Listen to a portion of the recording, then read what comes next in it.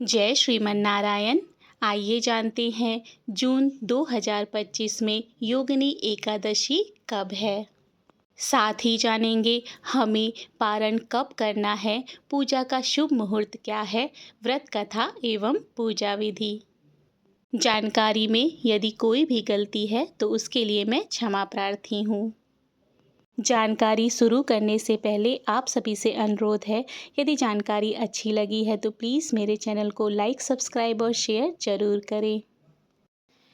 Hindu calendar के अनुसार आषाढ़ मास के कृष्ण पक्ष की एकादशी तिथि को योगिनी एकादशी व्रत रखा जाता है। यह व्रत तीनों लोक में अपने पुण्य प्रभाव के लिए प्रसिद्ध है।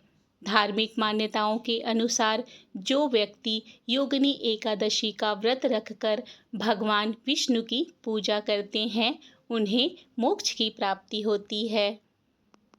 इस व्रत को करने से 88,000 ब्राह्मणों को भोजन कराने के बराबर पुण्य प्राप्त होता है।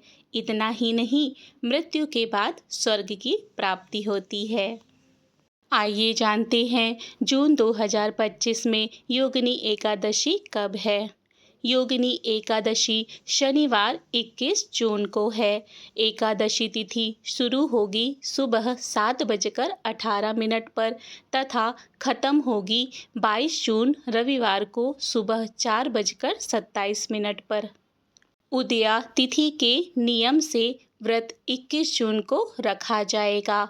पारण अगले दिन सूर्योदय के बाद तुलसी जल के साथ श्री हरि का प्रसाद लेकर ही करें।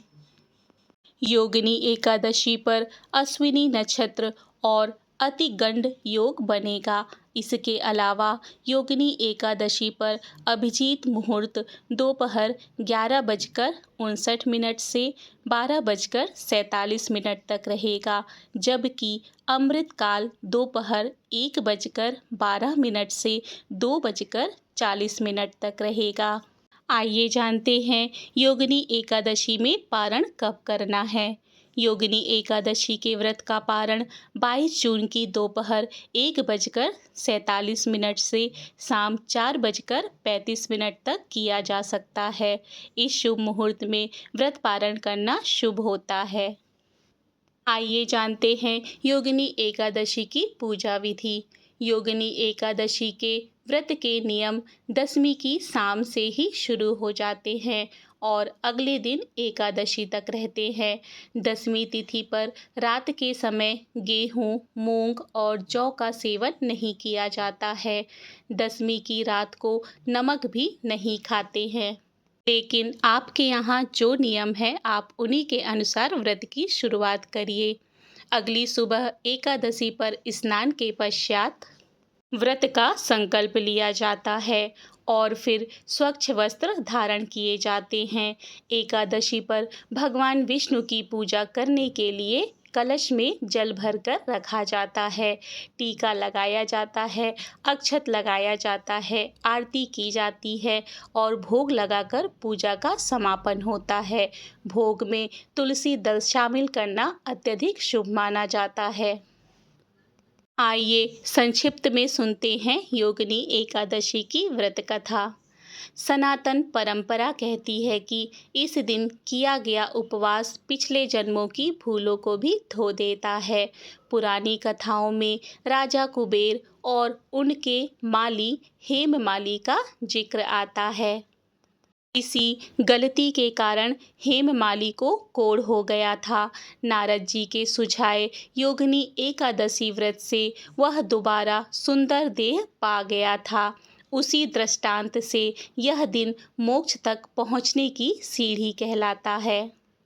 आइए जानते हैं क्या है योगिनी एकादशी का धार्मिक और आध्यात्मिक महत्व। योगिनी एकादशी नाम से ही योगिनी शक्तियों की ओर संकेत करता है। व्रत शरीर, मन और कर्म को जोड़ता है। स्कंद पुराण कहता है कि इसका फल 8,000 वर्षों के तप से भी बड़ा है।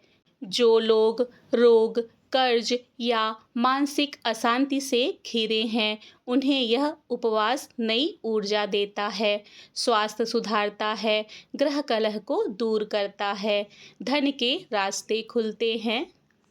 सबसे अहम लाभ मोक्ष की दिशा में कदम है।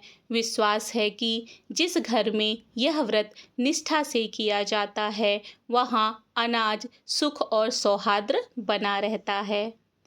इस तरह से योगिनी एकादशी की जानकारी पूर्ण होती है। इसी तरह की धार्मिक जानकारी और कथा कहानियों के लिए मेरे चैनल को सब्सक्राइब करें। मिलते हैं अगली धार्मिक जानकारी के साथ। जय श्री कृष्ण। राधे राधे।